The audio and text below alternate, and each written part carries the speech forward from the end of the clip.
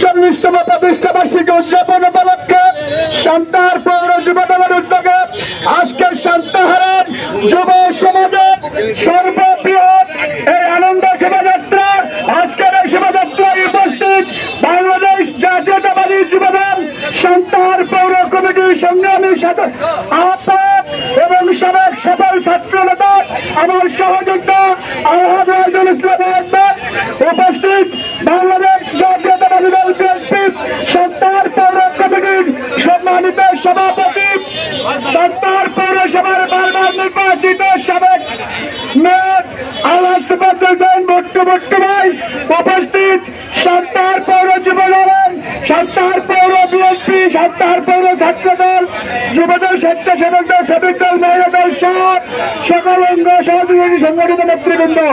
প্রিয় সান্তাহারবাসী, আজকে 17 বছর পর সান্তাহারের যুব সমাজ জেগেছে।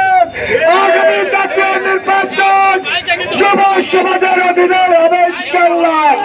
আজকে সান্তাহারের যুব সমাজ প্রমাণ করেছে তরুণদের প্রথম ভোট গণশিক্ষার পক্ষে হোক।